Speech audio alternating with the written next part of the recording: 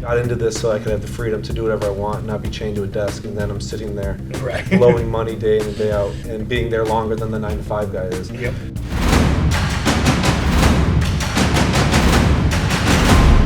Lead trainer with StocksToTrade, Tim Bowen, back with you here. Going through kind of interviewing some new upcoming traders in these, what I call trader spotlight, for lack of a better term. And today we've got Dom. I'm not going to butcher his last name. I'll let him give it. I always mess up the last name. But Dom is an upcoming trader. Going to kind of get a little bit of his background. I know many of you are new, looking to get into trading. And a couple years ago, Dom was that new trader. Still a really young guy, and he's really had an interesting journey.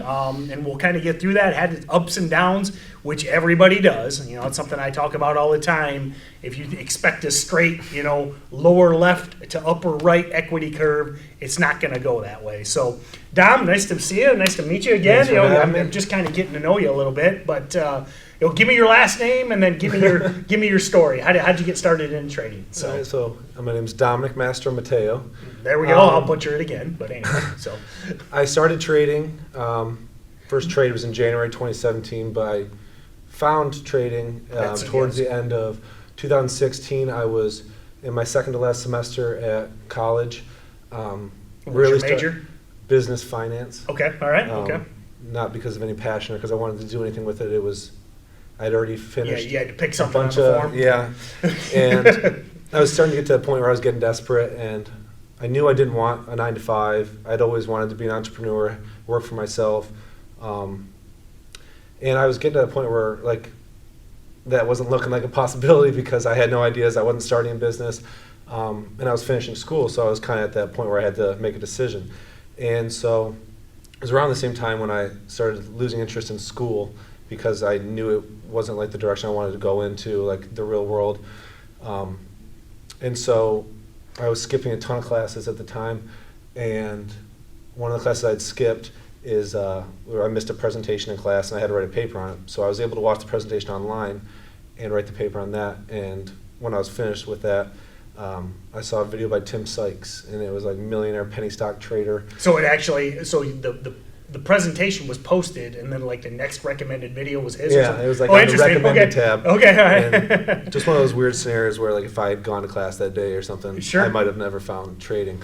And then I just kind of got hooked, and I spent the end of 2016 kind of researching it, figuring out if Tim was a scam, trying to get my dad to loan me the money to join the challenge, and really just falling in love with it more and more every day, and kind of thinking this could be my way out. If I can do this right and make this work, I won't have to get a normal 9-to-5 job. And so I did end up joining the challenge and started trading in 2017. So, this is something I'm always kind of curious about. You mentioned having that entrepreneurial mindset. So when you went to college, did you just kind of go to college because, no offense to the parents or whatever, is that what people said, or did you think it would apply to entrepreneurship, or what kind of took you to college versus trying to start a business? I always knew I was going to be rich. I always wanted money and stuff. I never knew how I was going to get there. From a young age, I always used to tell people that. So that was kind of my mindset on it. I don't know what I want to do, but when I find it, that's what it will be. Awesome. And I started working at 15 or 16, and I worked all the way through high school every single day of the week. I did dishes. You'd be surprised how many, whether it be successful traders or successful entrepreneurs, are doing that, man. And I started at a pizza place in high school, and I worked doing dishes and cutting. I was a delivery driver myself. So. And then in college in the summers, I did landscaping. I was a foreman. I actually worked my way up the chain, so I was in charge of a whole crew, and that was 50, 60 hours a week. And it was during that period when I started realizing I can't do this the rest of my life. These type of things where you are locked down, you're working by the hour, you're trading time for money. Yeah, and that's just never made sense to me. And it was in those moments where I started to really know that I got to figure out something else to do because I won't be happy doing this forever. And I knew that for a while. And then in college, I kind of just continued to think. Well, I ended up going to school just because that's the way things are, and I had no other plans to do anything else. I also played soccer in college, so I was excited for that. I played at a small D3 college. I ended up quitting after my sophomore year because I knew it wasn't going anywhere after that, and I wanted to experience college a little more, go to football games, tailgates, stuff like that. I started out as an actuarial science major because they made a lot of money, and I was good at math. But that was really all it was. There was never any passion with anything for school. I always had this thought that school would never lead to anything for me. So I was really good at school. I was dean's list every year, but I didn't learn anything. See, it's interesting how we have a similar mindset, but and I was the same way when I went to college. I'm like, why am I here? You know. Now my grades were terrible because I was just like, I knew this isn't it. You know. So I respect you for the good grades at least, because I was like, I wasn't even trying. But anyway, go ahead. No, and then I just kind of got lucky and found where we're at now. But I found trading, and then I kind of towards the beginning of 2017. I got sick, I had some health problems, and that took me away from school. So I left college early and finished from home at the beginning of 2017, just my last semester. And it was like a horrible time for me, but like what it gave me was like an opportunity that no one else has, which is to like from sun up to sundown, all trading all day. Yep. Like, and well, it's funny. I'm guessing you probably know the Sykes story. You know, it's very similar. You know, he had surgery on like both elbows. So he's like, all he could do was just sit in front of that computer. Yeah. So, and I don't know, had that not happened, where I'd be today, because I wasn't putting in the time prior to that I needed to put in. When I was at school, at the beginning, I was thinking like, you know, I'll just follow some alerts, I'll learn slowly while I'm making money, and it'll be easy. And that's just never going to work for anyone. Like, you know, the 10,000 hours thing you have to put in before you can master anything. And I'm not even close to mastering anything. Sure. But just to get off the ground and like get moving, you need to put in so much more time than everyone else, and people don't realize that. I mean, it took me 10 months to figure out profitability, and that was while I was doing 15 to 17 hours a day of studying. So see, and that's one of the biggest points I respect about what I've heard about you is again that work ethic. You know, your friend Jack Kellogg, I've interviewed him on the Steady Trade podcast, but I mean, it's again as young guys and having that work ethic, and that's what separates. You know, what drives me nuts about trading is, I mean, all you need is a laptop and a few $100 and you can start trading. And that's why so many people fail. Now, if you put in the time and the effort, it's a different scenario. And you know, you talk about that injury, but that could have, you know, at this point looks like a blessing because you had no other alternative but to put that time in. No, and like the other side of that, it was, I would have had to get a normal job in like May is when I graduated from school, because like, it wasn't working at that time. I still wasn't profitable in May, but because I couldn't get a normal job due to my health, it gave me more time to like nail this down. So a lot of blessings and all that, and a lot of opportunities. Like a lot of challenges become opportunities for you, and it's your perception of them, not really how they are. So, yeah, I struggled for 10 months, putting more and more time in as the months were going by, not going anywhere, and then. Yeah, things just started to flip for me when I started to narrow my focus and find my niche, which was OTCs. Okay, so you know, and that's a great segue. And so, you know, that's something that a lot of people just have to do. You just kind of got to try this and try that, see if it works, see if it doesn't work. There's a million different strategies. There's a million different approaches. But one of the biggest things is you have to experiment, test, and track and see what actually works for you. Now, did you try everything? You know, high price, low price, long, short, penny stocks, every time of day, every different type of direction you could go. Like, and that is necessary. You do have to try a bunch of different things. I think you don't need to necessarily try everything, because there are some things I think you know innately you're just not going to be good at. Well said. Yep. And you still, out of stubbornness, think you deserve to master it if you put enough time in. But there's still strategies I've tried since day one to now, and it doesn't matter how much experience I have, I just struggle with them. And it's not necessarily that you can't find a way to be profitable with them. It's like, is it worth the trading? Like the mental capital, the risk reward, like over time. And that's where you need to find your focus and stay there, because that's where you're going to make your most easy money. It's going to be boring and disciplined, but it's going to give you the biggest return over time. And that's one of my biggest points too. Is notice that one of the key words you said is boring. I mean, good trading is pretty boring. You know, really. If you're in this for the wild emotional, swings, yeah. You know, if you're in this, you know, for the crazy ex-girlfriend, they're fun, but you regret it. They're fun, but you regret it. You know, if that's the way you approach trading, you're not going to be successful over time. I mean, good trading over time is kind of boring. It's systematized. It's a lot of days where you're like, okay, this is my setup. It's just not there. I'm not trading today. I'm doing this instead, and it should be boring. After you learn a strategy that works for you consistently. So. And that's like the realization that I've had to go through this year, which I didn't really have to deal with last year because I was still hungry on the come up and like sticking to what I know and knowing that makes me money, and I'm trying to achieve these these like profitability targets and stuff. So I was like focused, and then this year, it's like it all started with a really amazing February that kind of got my head a little bit too high. But then I just started doing things I wasn't doing last year, trading setups that I didn't know in and out, I wasn't tracking, putting time into, oversizing on them. All my losses started to get bigger out of nowhere. Yep. And it just like slowly happened like that. And then it took a big loss and then smaller big losses, and then just like to fall off, and like was just drained completely because I was, I got into this so I could have the freedom to do whatever I want and not be chained to a desk. And then I'm sitting there blowing money day in and day out and being there longer than the 9-to-5 guy is. Yep. And I just kind of lost myself there in the middle of this year. And then so I've just started to get back to it by just taking my focus back to what's made me consistently money over time, and just going back to it being boring. Like the last 2 weeks have been profitable for me, which is something I can't say for the last like 5 months of like every single week. But it was like the most boring trading I'd done. I'm no longer trading the morning session anymore because I found out. Love it. I started out negative and then I have to build back in the afternoon instead of I try to tell people all the time, just focus on afternoons. But anyway, go ahead. Well, and some people make their money in the morning and shouldn't be trading in the afternoon. That's something you need to be aware of with yourself, and you just need to like. I had to get away from the fun trading, the trying to trade pre-market longs, trying to short at the open, trying to play the afternoon. And when your focus is all over the place like that, you're going to get super random results. Yep. And most times it's going to be random negative results. Yep.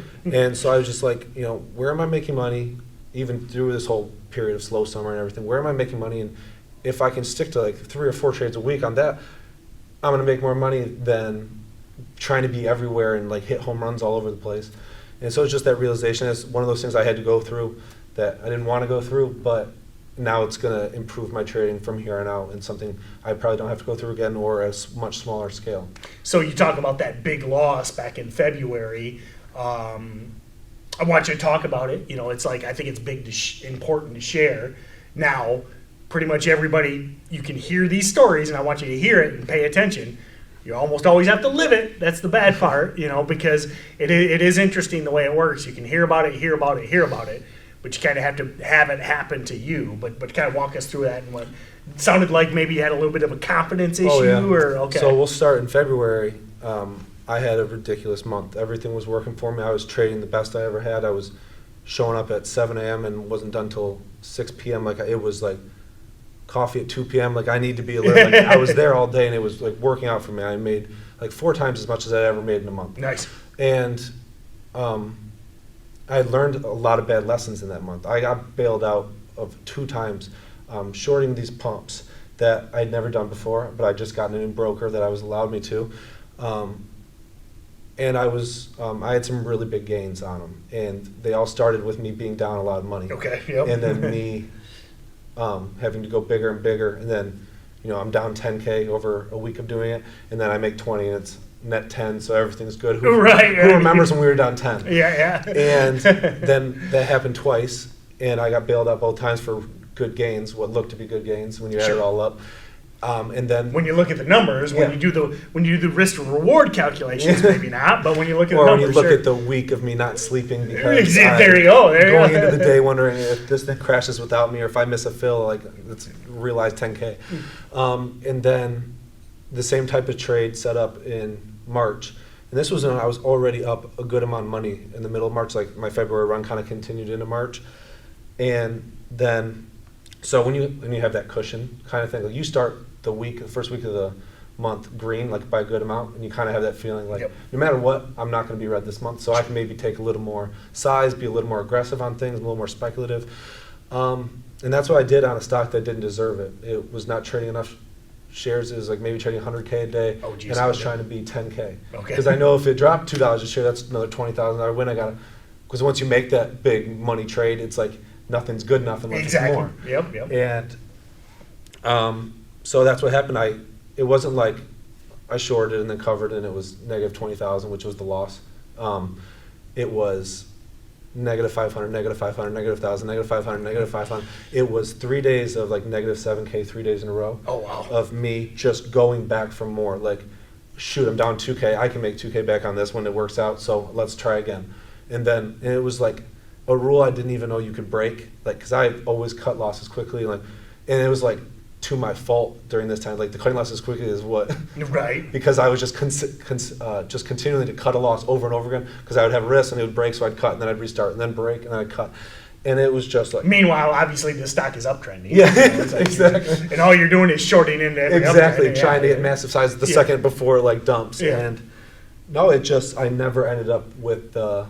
Same with when I talk about the times of trading. I was down a bunch of money and I never made it on the way down, like when it worked. So I just ended up with a big loss, and then it just, from there on out, it just was like, my confidence was depleted. I was like, always prided myself on small losses. Like, that's like who I was like, risk 200, make $2,000. Yep. Like, and for me to lose that kind of money was like unfathomable. I was like, took me a while to tell my dad. Like, I didn't post the trade. I still haven't. Like, just like it shook me up. And then I ended up taking like a 5K loss a few weeks later. And then it was also felt like everything was just going against me, and it to a degree. But there's always things you can do to minimize that risk. Like, sure.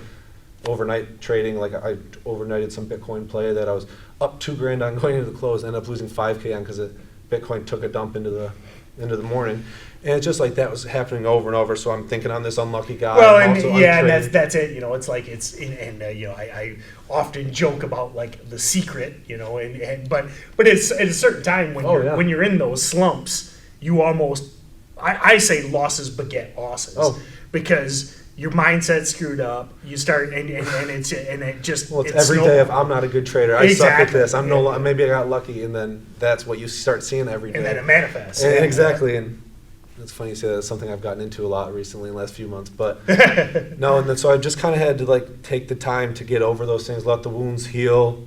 I haven't had a super consistent summer, but it's been like that was like the bulk of everything that's gone on in the last 5 months for me. The market's been slow. My niche has been quiet, so I started going out and learning new things.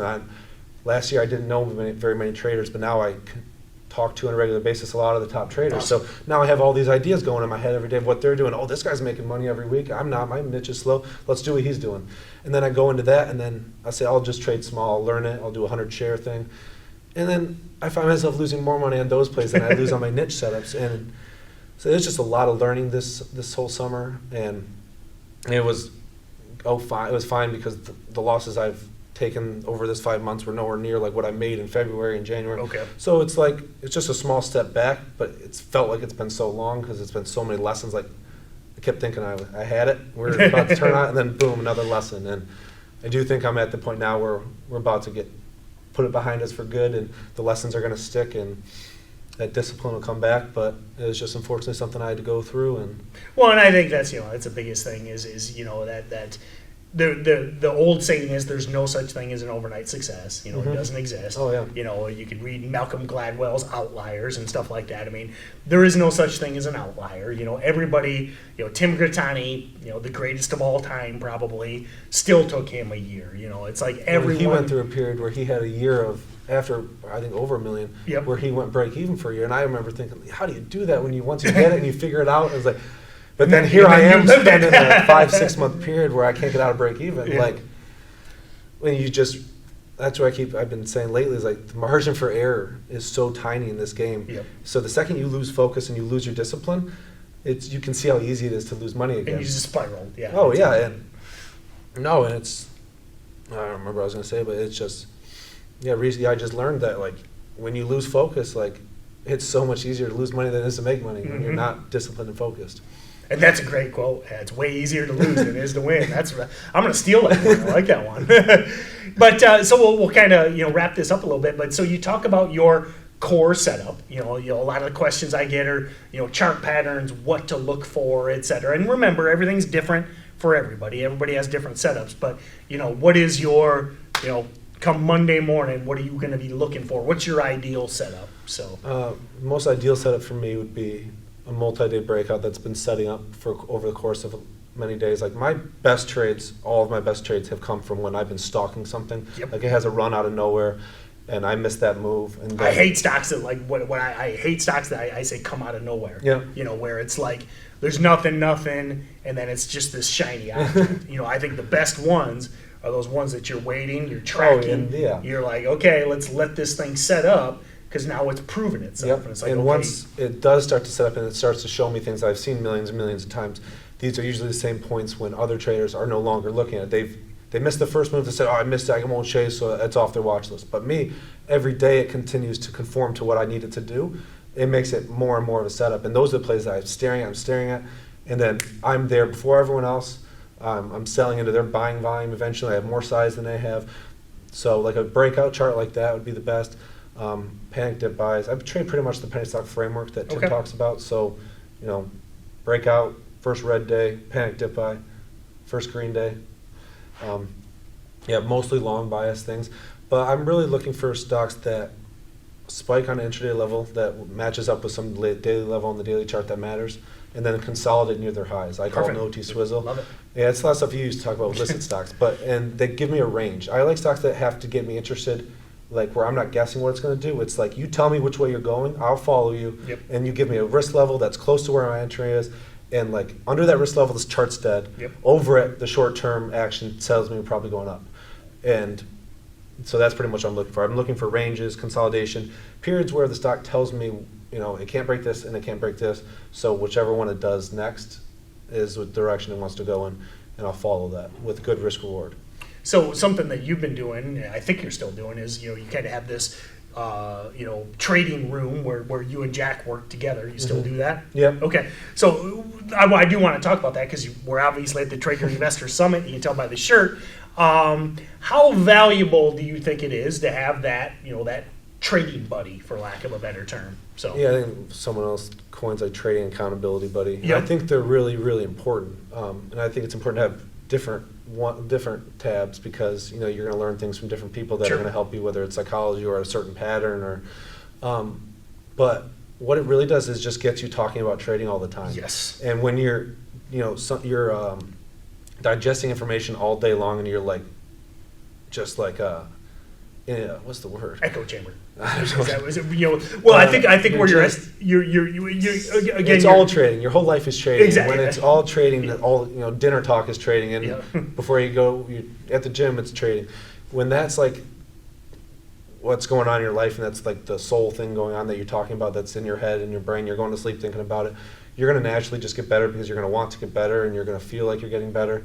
The whole thing with the office is really just kind of like keeping each other accountable. Yes. In terms of like, you need to leave, you need to walk away, like, but it's also like just teaching and helping because we got some people in there who aren't profitable, they're just old friends and stuff trying to help out, and just the ability for them to see it firsthand. This is something I think is like lacked in the whole trading world with education. Is like, you can't never see someone actually make the trades. That's why Gertani's DVD is so valuable, the live trades, because watching how they respond to action is so much more valuable than being like, oh, I'm risking this and this is where I want to cover. But what about everything in the middle? Exactly. So just being around it and, having that plan, them tell you their plan and then telling you create your own plan and like, I don't know, just being around, it's so much better because it's such a lonely game. Yep.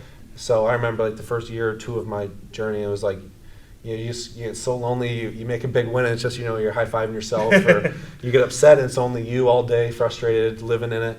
So yeah, you fall into that like negative self-talk, stuff. You're just sitting there alone and you're just like, you're an idiot, and that's not doing you any good. Yeah, no. It's not helping you. It's not helping you get out of that loser, and it's not helping you learn from it either. Exactly. So I think that's huge. That's why I love what you guys do, and that's what I love about the summit we're at right now is, I look back at, I started at the Tim Sykes conference, 10 years ago. I met Crook and Gratani and Good and all those guys, and then you've been here a few years, and then here a few years later you're speaking. So that's cool. I think that's I think that's what shows me the odds of your success over time is you're so passionate about it that you like teaching each other. You got friends in the office, you like talking about it. I think that's, you talked about going to college, not being able to find what you're interested in. Now you're in love with trading. Exactly. And I think that's as much as I want everybody to trade, as great as that is, I think it's just not for some people. No, exactly. And I think the money, everybody wants the money, but man, you gotta love this game. Oh, I mean, to go through the down. Exactly. Especially at the beginning when all it is losing, and you're still showing up every day. That's like the resiliency that you need to have. That, and it just needs to come to thick skin in this game, because you talk about money and like some people not being able to do it. Well, you know, the person working at McDonald's make more than I did in the last 6 months. Yeah. So if you can't go through that period of time, like where you when your buddy working at McDonald's rolls up in that 1978 Cutlass, and you're like, man, I can't even afford that car, and I'm a day trader. You know? No, it's just being able to ride through those waves, understand their opportunities to learn from, and they don't define you. A 5-month period doesn't define you as a trader. One trade doesn't define you. They're just lapses in judgment, lapses in following your plan and discipline, and you know, they're going to make you a better trader in the future. Well, that's that great point. I mean, and great insight for somebody at your age at 24. I mean, 5 months is nothing. Yeah. You know, it's like during the 5 months, it feels like forever. Yeah. But you know, a year from now, 5 years from now, it's like it'll feel like 5 minutes if that long. You know, and you got to have that long mindset. And your number one goal in this is stay in the game. If you've got that passion, you're going to take the losses, but you got to stay in it. Yep. And if you start struggling, the worst thing to do is double down or go bigger. Then you end up digging a bigger hole, or you blow up and you're out, and then you're done. You know, so it's, you know, you hear all the time like the one trade isn't worth it. Like, Yep. There's going to be more like one trade won't one trade won't make you a millionaire, but one can knock you out of the blow game you for out good. of the game for And- forever. Yeah, yep. So And yeah, that's what's scary for a lot of people who maybe it isn't for, but you know, you're in full control of that. Like what happens to you is in your full control. Like, everything that's happened to me is stuff that I could have avoided, decisions I made, choices that I decided to take. it's a huge point. Yep. And you know, you have to accept that, understand that, be aware of what got me to those mistakes and what mindset I was in and what was going on in my life, and look for ways to make sure that never happens again. Yeah, I think that's might be the biggest takeaway from this, and great point again from a guy your age, man. In this game, it's all you. You can blame the market makers, you can blame the news, you can blame your broker, but it's all you. I mean, it's just you against you. Yeah, there's somebody else on the other side of the trade. Yeah, there's a broker. Yeah, there's a market maker. Yeah, there's news, but it's just you versus you. And you have to be able to get to that point where you recognize that, and you know, it's like, yeah, don't fall in that negative self-talk. Don't crush yourself, but you also have to recognize that it's me. I made those mistakes. It's only going to be you, and no one else can get you out of the hole. I got to do it myself, and you know. Cool. Thanks a lot, Dom. Right, Nice thanks to for finally having meet me. you. You Yeah, as well. thanks a lot. So. Thanks for watching our video. Be sure to comment below with any trading related question. We love answering your questions. Also, like and share with your friends, and be sure to subscribe to be notified as soon as our next video hits. And if you're looking to expand your trading knowledge, don't forget to check out all of our other videos, and be sure to click the trial below. Check out StocksToTrade. I think it is one of the best, most rapidly advancing softwares out there. Be sure to check out our trial.